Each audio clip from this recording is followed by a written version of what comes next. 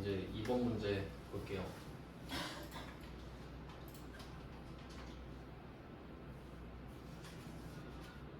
이번 문제까지만 입력해보고 다음 가산세 배우겠습니다.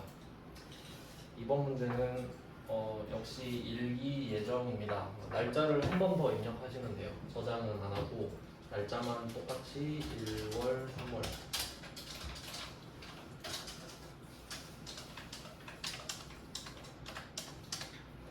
네, 이번 문제 똑같이 일기 예정이고요. 그리고 그 문제 두 번째 줄 보시면 과세표준 명세의 입력 및 신고서 이외의 부속 서류는 하지 마라. 물론 메인 매출전표도 언급을 안 했기 때문에 안 하는 겁니다. 자, 위에 과표명세라고 있는데 이게 옛날에 한 번씩 냈거든요. 이거는 그 뒤에 문제에서 나오니까 나올 때 하고요. 지금은 안 나왔으니까. 그럼 한번 쭉 보겠습니다. 매출 내역. 신용카드 매출전표 발행입니다. 그리고 VAT 포함이죠. 이게 110%라는 소리인데 이거 그 1.1로 나누면 됩니다. 그리고 제가 알려드렸던 방법도 있는데 그 맨 뒤에가 50만 원이잖아요. 여기에 10을 곱하면 2,500만 원이 돼요. 뭐 그렇게 하셔도 되고 1.1로 나누는 게 더 정확합니다. 전 3번에다가 2,500만 원을 일단 적을 거예요.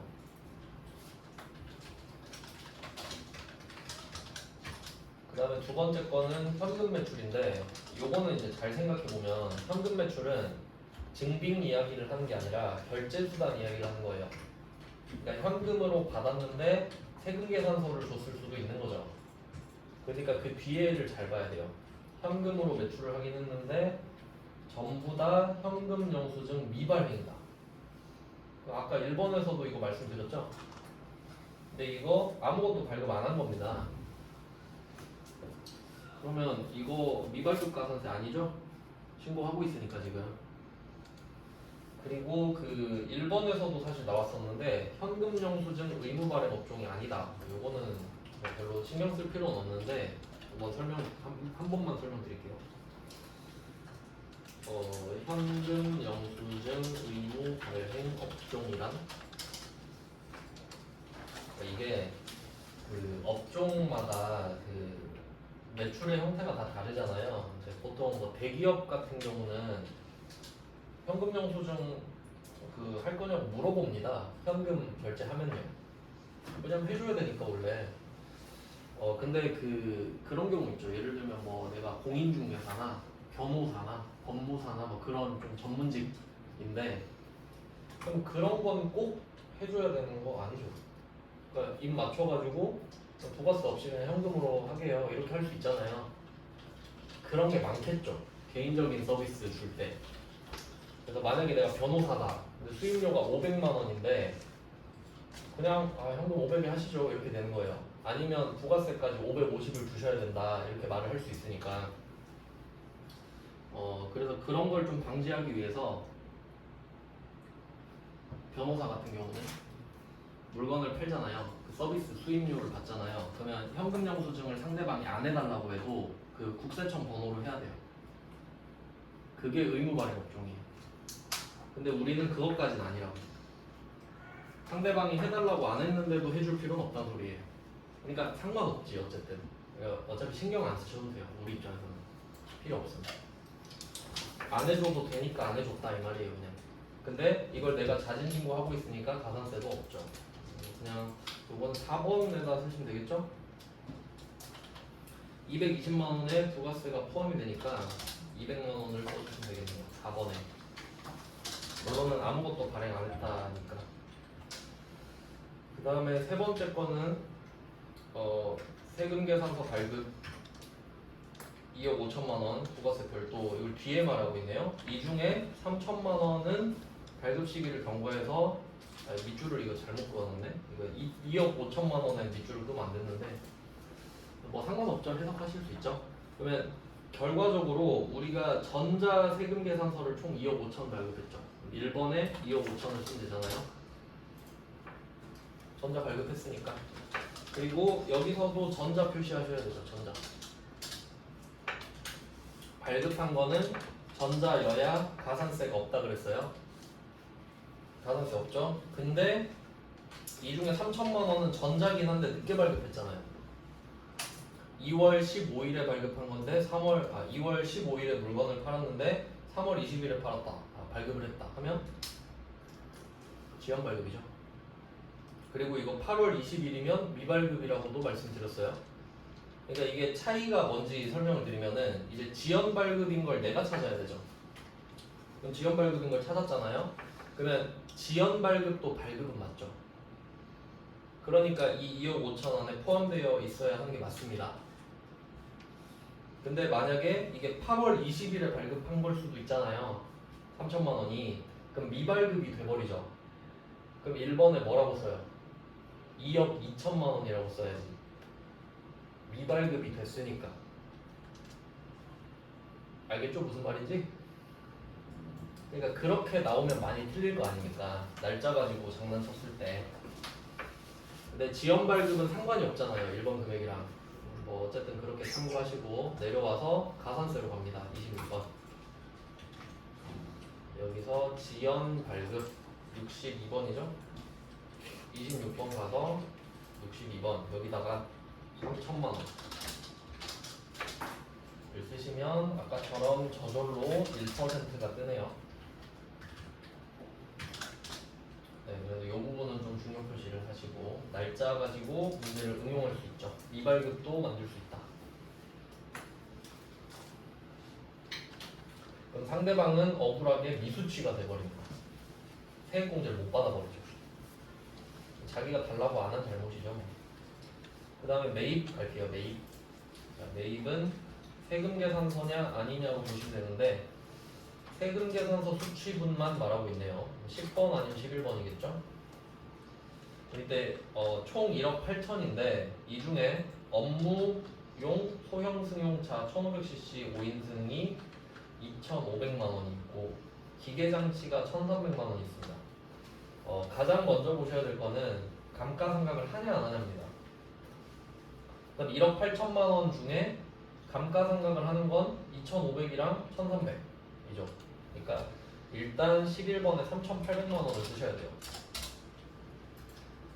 감가상각하는 자산이 총 3,800만 원이니까 부가세는 380만 원이고 그러니까 세액공제를 받냐 안 받냐랑 상관없이 부가세가 있냐 없냐 이야기하는 거예요. 둘 다 부가세가 있죠. 그 다음에 나머지 10번을 채워서 1억 8천을 만들어야 됩니다. 1억 4,200만 원이 되겠죠? 1억 4,200을 채워야 합계가 1억 8천이 되니까요. 더해서 부가세도 써주시고요. 1,420.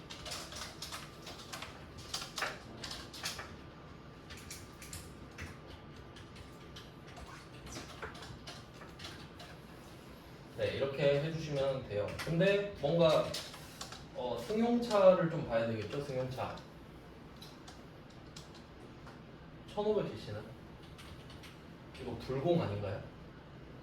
여기서 잘 생각해보면 첫 번째 물어본 거는 세금 계산서를 받았냐고 물어본 거거든요. 근데 지금 우리가 이 소형 승용차를 사면서 부가세를 냈죠. 세금 계산서 받고. 그러니까 받았다고 쓴 거예요. 일단 10번에. 11번이죠. 11번에 세금 계산서 받았어요 라고 씁니다. 하지만 공제를 못 받죠. 그걸 16번에 써야 돼요. 자, 16번 한번 클릭해 보시면 공제받지 못할 매입세액이죠. 네, 얘도 오른쪽 위에서 내려오는 겁니다. 그러니까 여기서 주의하실 거는 14번이랑 16번인데 14번은 오른쪽 밑에서 올라오는 애였죠? 근데 16번은 오른쪽 위에서 내려오는 애예요. 그러니까 14번이랑 16번은 숫자가 안 써진다는 소리입니다. 안 써져요. 합쳐져서 오는 애들이니까. 그러면 여기 16번을 클릭하신 다음에 50번 있죠. 50번. 공제받지 못할 매입세액 여기 적으셔야 돼요. 여기에 차 가격을 써주세요. 2,500이죠? 2,500, 250. 이렇게 써주면 불공이 들어가는 거죠. 근데 실제로 세액공제는 요만큼만 받게 되는 거예요. 그러니까 두 번 적는 거죠. 저 차 사고 2,500만 원 2,500만 원짜리 세금 계산서를 받았어요 라고 위에 한번 적고 11번에 근데 사실 이거 공제 못 받아요 라고 16번에 한번 더 적고 그러니까 여기서 중요한 건 뭐냐면 이 승용차는 세액공제를 못 받잖아요. 근데 못 받는다고 안 받은 건 아니라고. 받긴 받았잖아요. 그러니까 받았다고 하고 안 된다고 또 말한다고. 아예 처음에 안 적었으면 밑에도 안 적겠죠. 근데 적어놓고 밑에도 적는다고 소리입니다. 그러니까 불공을 쓰면 저절로 두 개가 들어가요. 받았지만 공제는 안 되니까. 그러니까 불공을 쓰면 저절로 들어가는데 우리한테 시키는 거예요 지금. 네, 이렇게 2번까지 봤습니다. 대충 흐름은 아시겠죠? 나머지는 연습해 보시면 되고요. 이제 그 뒤쪽에 가산세를 볼 건데 그 4페이지죠? 4페이지가 신고납부 불성실 가산세인데 이제 이걸 이론을 좀 설명을 드리겠습니다.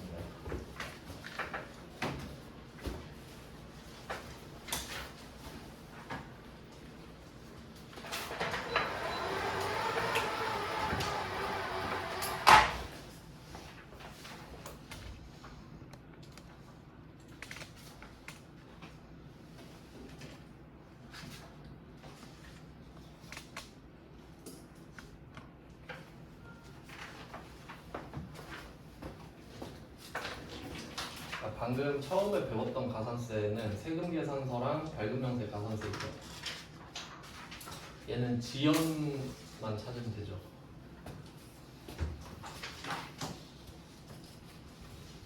그 다음은 신고 납부 불성실 가산세고 얘가 메인입니다.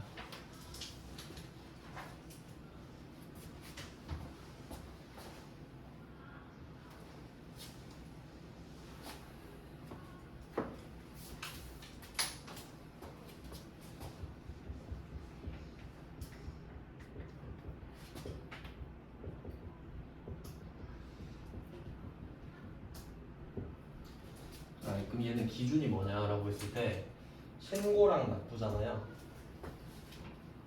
단위 자체가 신고입니다. 그럼 이게 무슨 차이가 있냐면 아까 그 세금 계산서 불성실 가산세 있잖아요.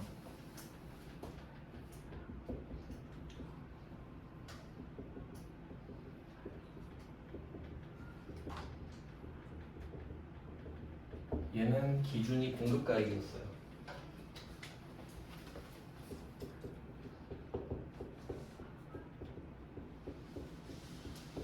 공급가액이라고 하면 한 물건의 100% 가격이죠.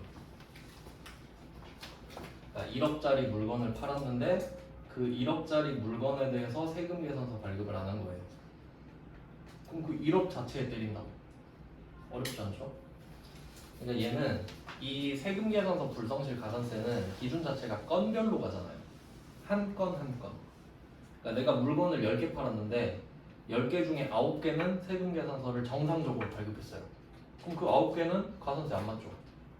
네, 한 개만 늦게 발급한 거예요. 그럼 그 한 개에 대해서 공급가액에 대해서 가산세를 맞는다는 소리죠. 한 개 한 개를 따진다는 소리예요. 세금 계산서를. 기준이 하나, 물건 하나당이니까. 정확히는 그 발급한 건수겠죠. 근데 얘는 신고 납부로 가잖아요. 세금 계산서는 물건을 한 번 팔 때마다 주는 거고 신고는 3개월마다 줘. 그러니까 얘는 기준 자체가 한 덩어리일 거 아니에요. 신고할 때 한 개만 신고하는 거 아니잖아요. 내가 한 3개월 동안 한 거래를 다 신고하잖아요. 그 총액을 하는 거예요. 그래서 얘는 기준이 납부세액이거든요. 세액 기준이에요. 왜냐면 납부가 들어가잖아요. 이런 거죠. 내가 1억 원짜리 물건을 팔았어요. 그럼 부가세가 1,000만 원이잖아요. 그럼 국세청은 이 1,000만 원을 받고 싶죠. 그럼 이 1,000만 원을 늦게 내면 1,000만 원 늦게 냈으니까 1,000만 원의 가산세를 때릴 거 아니에요. 1억에 더 때리면 안 되지. 지금 1,000만 원 걷는 이야기라고 있는데. 그러니까 이걸 신고 납부하라는 소리 아니에요. 1억짜리 물건을 팔았으면 저 1,000만 원 낼게요 라고 신고하고 그리고 1,000만 원을 내라는 소리잖아. 그러니까 얘는 기준이 납부세액이죠.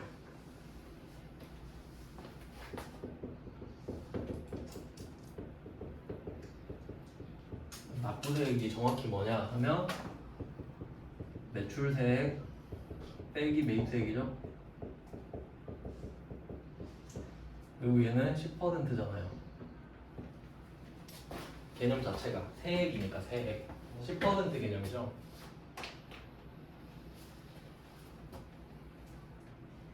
이 두 개를 차이를 아셔야 됩니다. 그러니까 이게 중복될 수도 있는 겁니다. 어떤 느낌인지 예를 들어볼게요.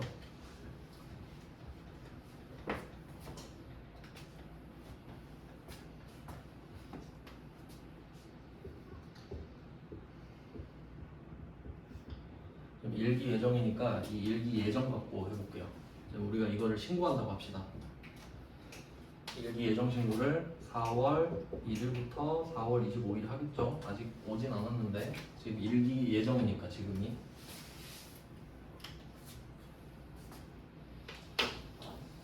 이때 신고를 하는 겁니다. 그럼 이때 거래를 3개 했다고 해볼게요. 3개. 매출 얼마로 금액은 작게 하겠습니다. 매출 1,000만원, 그리고 2,000만원 이렇게 2개, 매출 2개, 그다음에 매입 500만원 이렇게 해볼게요. 숫자는 간단하게 하겠습니다. 전부 다 10%라고 할게요. 그러면 이 1,000만원 판 거는 부가세가 100만원이고 2,000만원 판 거는 부가세가 200만원이고 500만원에 산 거는 부가세가 50만원이겠죠?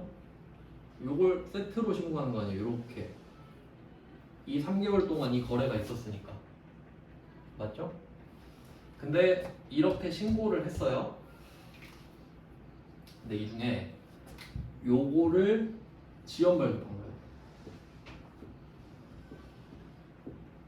가능한가요? 이거 입체적으로 생각해야 돼요. 이게 3달 동안 몰아서 한 방에 신고하는 거죠.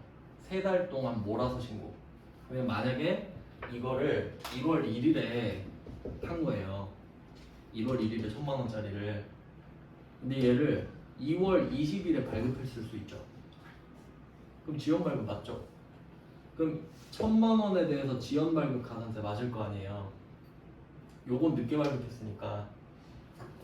근데 이 신고를 이렇게 3개 묶어서 하잖아요. 4월에 하니까 할 수 있죠. 2월 20일에 발급해도. 그럼 얼마를 신고할 거냐 하면 매출세액 300만원, 매입세액 50만원 해서 250만원 되죠. 납부세액이.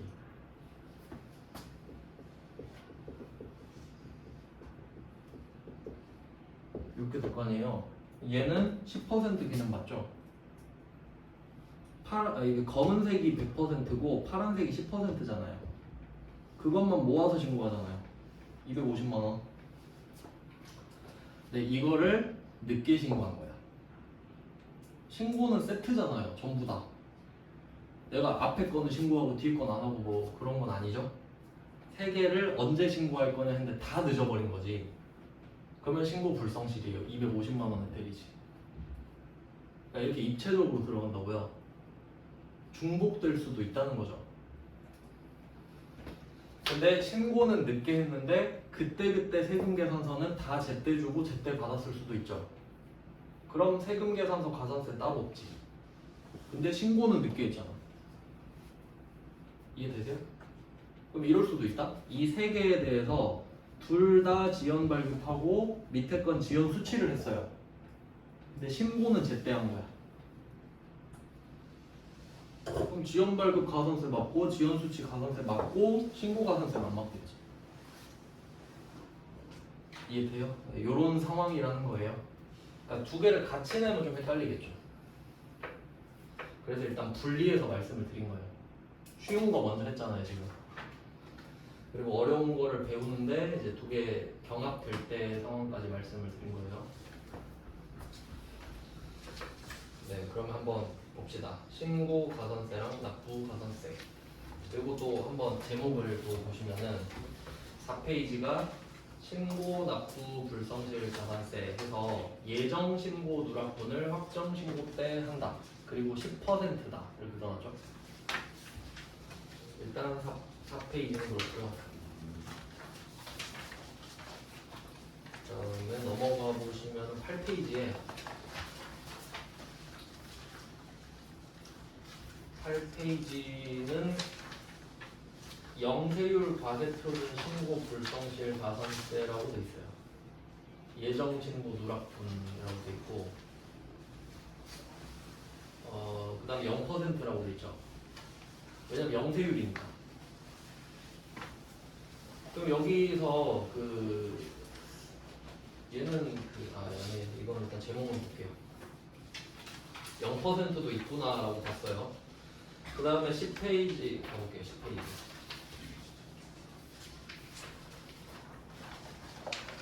자, 10페이지는 또 신고 납부 불성실 가산세로 다시 넘어왔어요. 확정 신고 누락분, 수정 신고 10% 이렇게 돼 있거든요. 지금 좀 정신이 없죠? 무슨 말인지 모르겠죠? 네, 모아서 정리를 해볼게요. 상황은 일단 그렇고,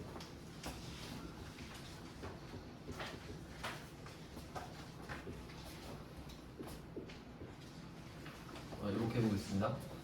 1기 예정, 확정, 2기. 네, 1기 예정을 방금 말씀드렸고 1기 확정까지 지금 확장을 시켜보겠습니다. 이렇게 된 거예요. 이런 상황이 있었다.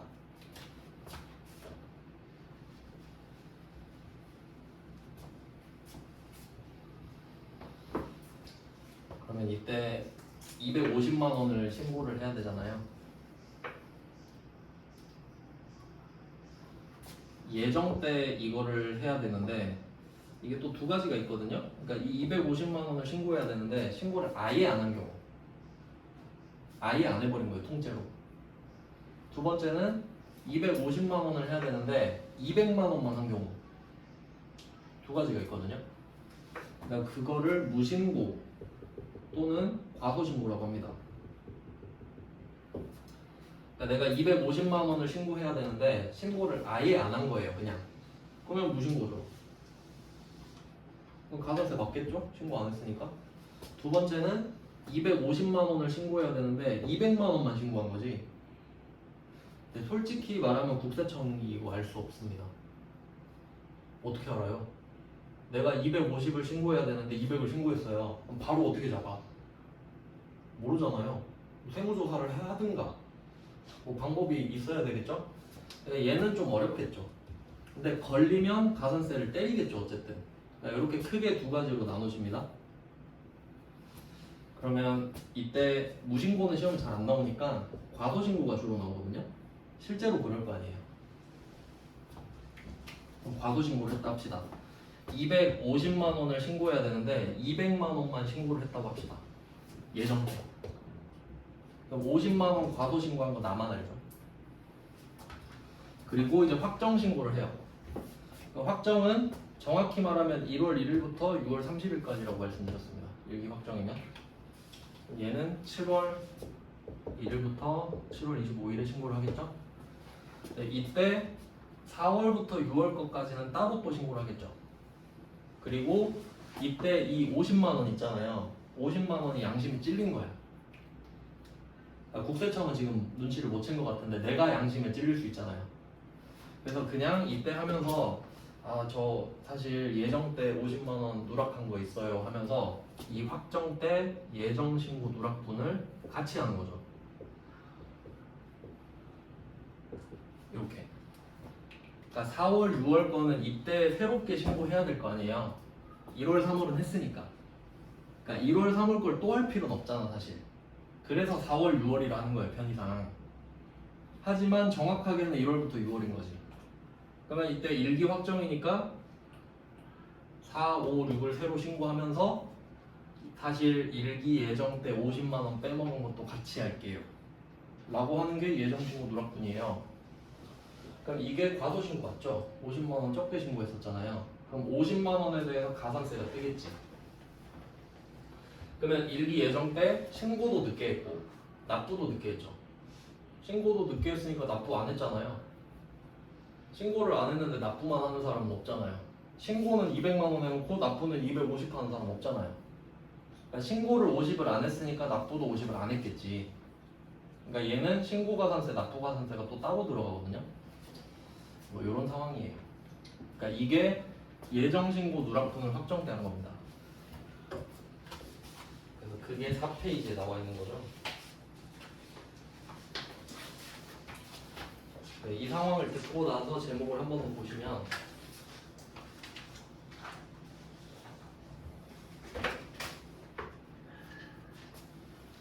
그러니까 여기서 예정신고 누락분은 제가 50만 원으로 말씀드렸죠? 그 50만 원을 확정때 하고 있잖아요 지금. 그럼 그 50만 원에 대해서 신고 납부 불성실 가산세를 맞는 거예요. 그러니까 좀 너무한다 생각할 수도 있는데 아니 자진납세 했으면 국세청 입장에서 좋은 거 아니냐 할 수 있는데 버릇을 들여야죠. 버릇을. 다음번에도 이래라. 가산세 낸다. 다음번엔 잘 내. 이런 느낌이죠. 그런 내용이고요. 그 다음에 이게 제일 많이 나오는 겁니다. 나온다고 하면. 그리고 영세는 아직 할 건 아니고. 그리고 10페이지였나요? 10페이지는 얘는 잘 안 나와서 뒤로 빼놨거든요. 10페이지를 보시면은 얘도 똑같이 신고납부 불성실 가산세잖아요. 확정신고 누락분 수정신고라고 되어 있죠. 그러니까 이게 구조를 생각해보면 이건 시간 순서대로 생각해보면 일기 예정 신고를 한 다음에는 필연적으로 일기 확정 신고 기간이 오죠. 어쩔 수 없는 거잖아요 시간상. 일기 예정을 하고 일기 확정이 오잖아요. 그러면 예정 때 빠뜨린 거는 확정 때 하면 됩니다. 기다렸다가 어차피 확정 시기가 오니까. 그러니까 예정 때 빠뜨린 거는 내가 허겁지겁 먼저 할 필요가 없어요. 그냥 확정 신고할 때 같이 하면 되니까. 그러면 되겠죠. 근데 문제는 뭐냐면 내가 확정 신고를 했는데 이때 누락한 것도 있을 수 있잖아요. 그러니까 이번엔 예정 때 누락한 걸 확정 때 하는 게 아니에요. 그러니까 예정 확정은 같은 편이에요. 그러니까 예정 누락분을 확정 때 신고해도 되는 겁니다. 근데 이제 상황이 바뀌어서 내가 이때 확정 때 250만 원을 신고해야 되는데 200만 원만 신고를 한 거예요. 일기 확정 때. 그러니까 총 6개월치 금액을. 그럼 이게 50만 원 과소 신고를 한 거잖아요, 일단. 아직 국세청은 몰라. 근데 이번에도 내가 양심에 찔려가지고 이거 도저히 안 되겠다. 그냥 50만 원 신고해야겠다. 라고 생각을 한 거예요.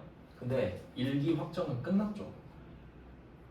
그 뒤에는 2기 예정이죠. 그럼 1기랑 2기는 남이에요. 1기는 끝났고 이제 2기 걸 해야 된다고. 그럼 2기 예정하면서 저 확정 때 누락한 것 좀 안 받아줘요. 둘이 다르니까. 그럼 그때는 어떻게 하냐면 이미 얘가 확정 신고서를 내버렸잖아요. 그리고 내가 이때 양심이 찔린 거잖아요. 그러면 얘는 2기 예정과 별개로 따로 얘를 수정 신고서를 내야 돼요. 따로. 1기 예정은 따로 하는 거고 2기 예정은 따로 하는 거고 1기 확정에 대해서 내가 지금 양심에 찔리잖아요. 그럼 1기 확정했던 신고서랑 수정 신고서를 같이 갖고 가요. 사실 이게 아니라 이겁니다 하면서. 그러니까 별개지 1기랑 2기는. 그래서 이 문제는 복잡해요. 10페이지 이거는. 확정 신고를 내가 따로 고쳐야 되니까. 이게 어떤 의미가 있는 거냐면 예정 때 거를 확정 때 신고를 하면 필연적으로 기간이 3달 걸리죠. 3달 뒤에 신고니까. 이건 내가 결정할 수 있는 게 아니에요. 예정 때 걸 누락하면 그냥 가만히 있다가 확정 때 신고를 하면 된다 그랬죠. 그럼 그게 3개월이잖아요. 그럼 3달이야 얘는 기간이. 근데 일기 확정을 하고 나서 양심에 찔려서 수정신고서를 내는 거는 누가 기다려주지 않죠. 내 마음이죠. 그러니까 내가 7월 25일에 200만 원을 신고하고 양심에 찔려서 다음날 수정신고를 할 수도 있는 거죠. 그 내 맘이지 이거는. 그래서 예정신고 누락분을 확정 때 할 때는 3달이거든요. 근데 확정신고를 수정신고할 때는 그 기간을 알 수가 없죠. 지 마음이죠. 그 정도를 생각하시면 됩니다. 어쨌든 이게 어렵다는 거예요. 확정신고 누락분을 수정신고하는 게 어렵습니다. 그래서 지금 2문제밖에 없죠. 최대한 긁어봤는데 두 개밖에 없더라고요. 이거 내면 거의 틀리라고 되는 겁니다. 일단 상황은 그렇고요. 그럼 이제 이론을 설명을 드릴게요. 지금 상황을 설명을 한 거고,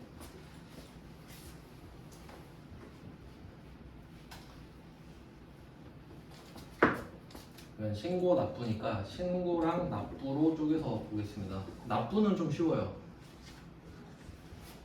납부는 솔직히 뭐 딱히 할 게 없고 신고가 중요해요. 신고가 이게 어려워요. 신고가 어렵고 납부는 신고한 대로 납부만 하면 되기 때문에 신고는 일단 이렇게 나눌게요. 10%랑 0%로 나누겠습니다.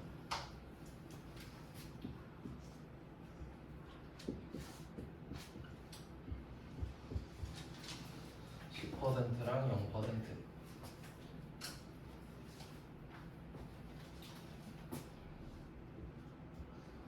무신고, 과소신고.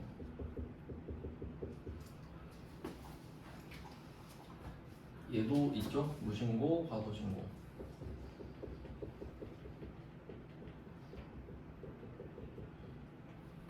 이렇게 정리를 합시다.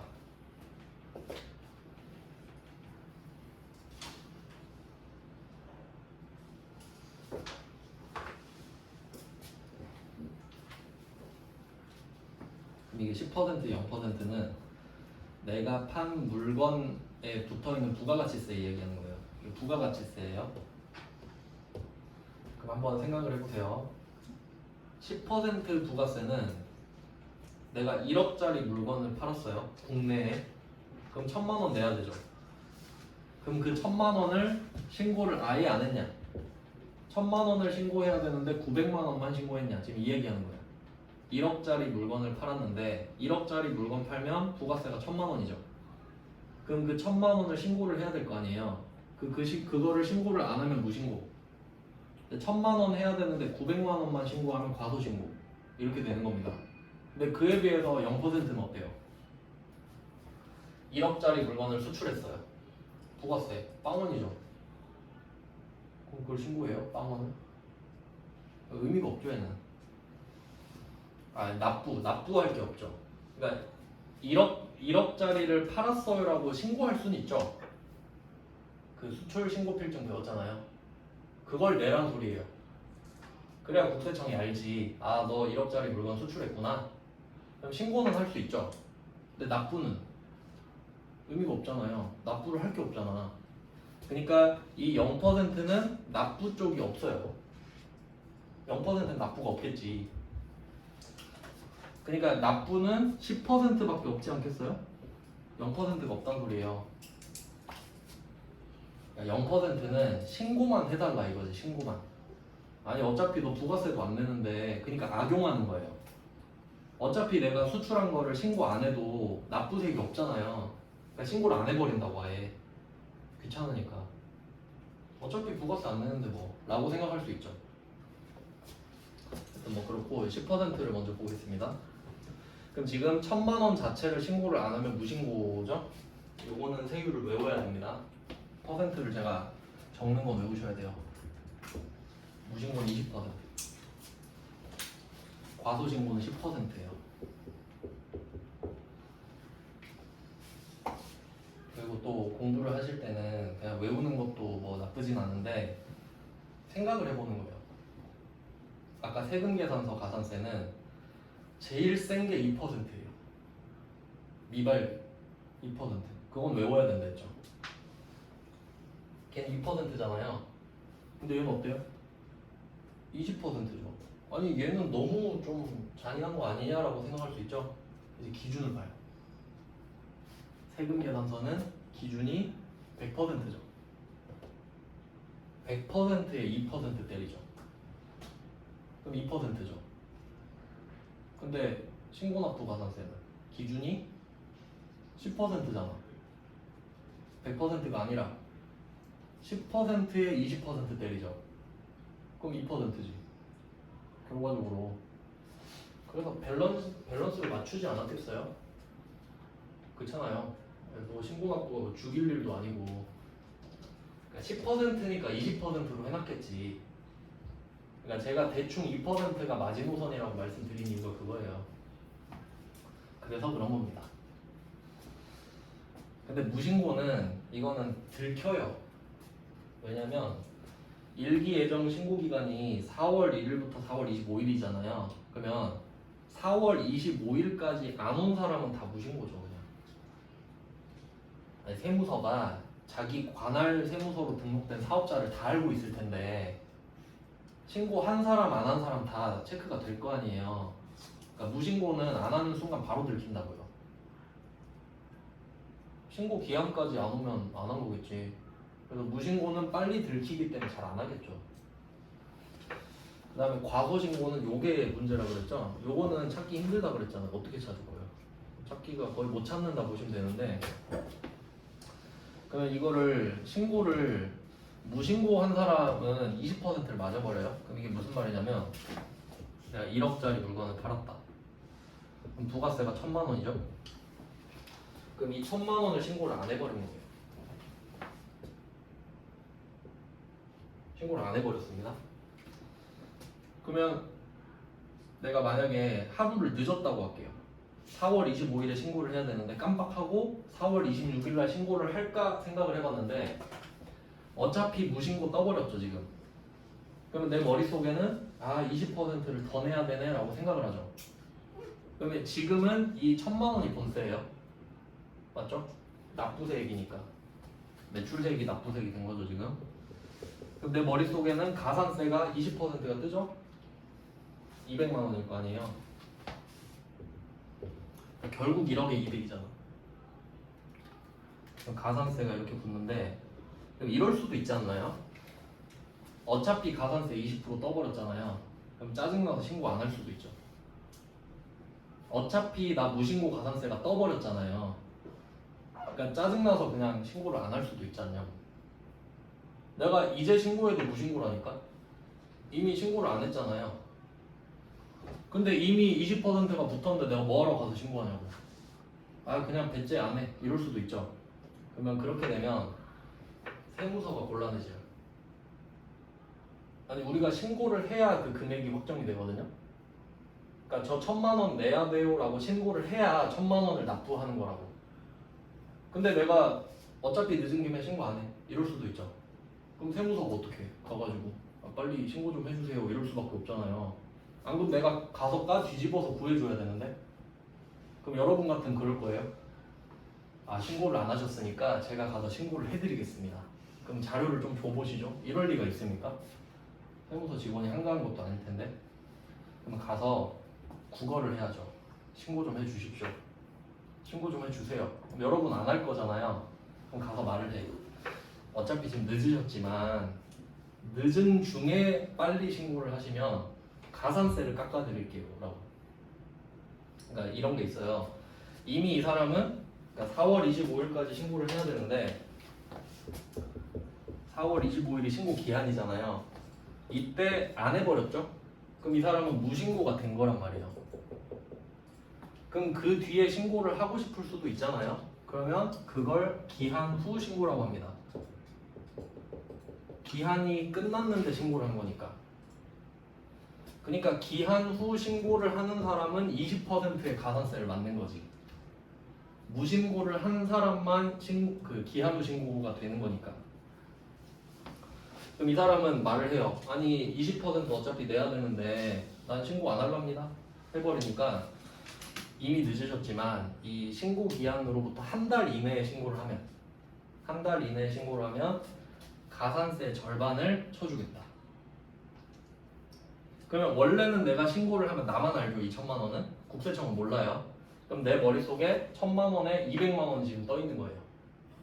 근데 얘가 한 달 이내에 신고하면 가산세 절반을 까주겠다는 거지.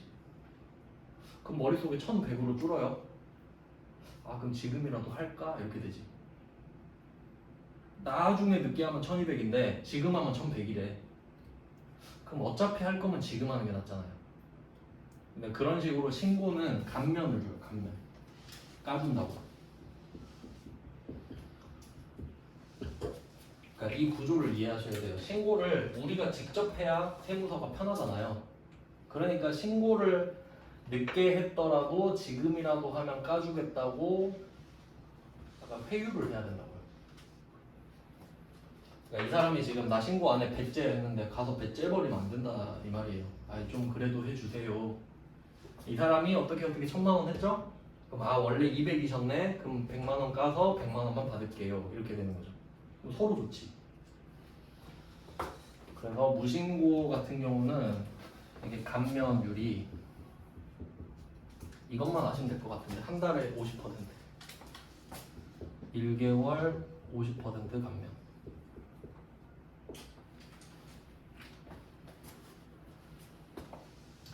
한 달 안에 하면 50%를 까줍니다. 이런 내용이고요. 그 다음에 과소신고까지만 하고 끝낼게요. 오늘은. 그러면 지금은 무신고 상황입니다. 이거 내가 1억짜리를 팔았는데 신고를 아예 안 해버린 거예요. 그러면 1,000만 원 자체를 신고를 안 했으니까 1,000만 원이 본세, 가산세가 200 이런 상황이었고, 이번에는 똑같이 1억에다가 1,000만 원을 내야 되는데 900만 원만 신고를 했다고 합시다. 900만 원만.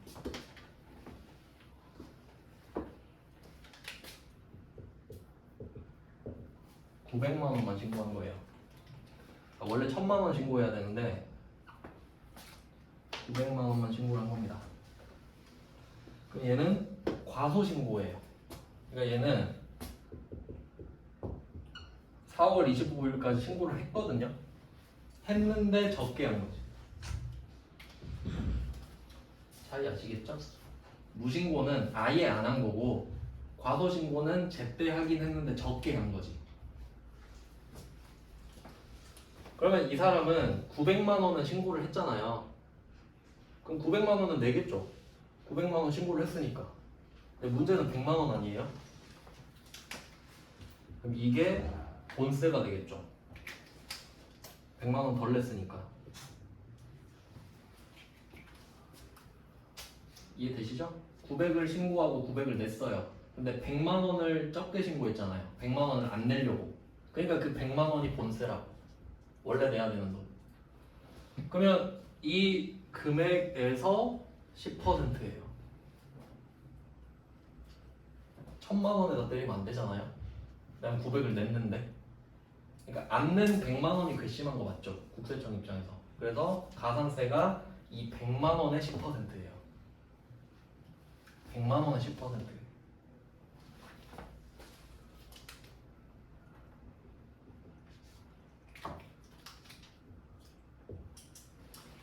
그러니까 이게 무신고가 20%고 과소신고가 10%긴 한데 표면적으로 보면 두 배잖아요. 근데 사실 그렇지 않다는 거지.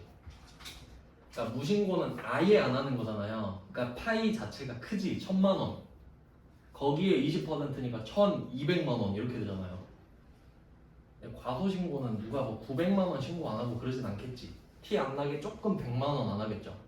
그러니까 그 100만 원 파이가 작아지니까 10%도 훨씬 더 작아지지. 이해되시죠? 구조 자체가 그런 내용이에요. 근데 무신고는 바로 알아차릴 수 있다 그랬죠. 신고 기한까지 안 오면 무신고가 돼버리잖아요. 그럼 전화도 해줄 수 있다? 당신은 무신고입니다. 바로 알잖아요. 근데 과소신고는 알아요? 절대 모르죠. 그러면 얘는 어떻게 가야 되냐면 얘도 감면을 해준다고 했잖아요. 솔직히 말하면 우리가 1,000만 원을 신고해야 되는데 900만 원을 신고해도 국세청은 모릅니다.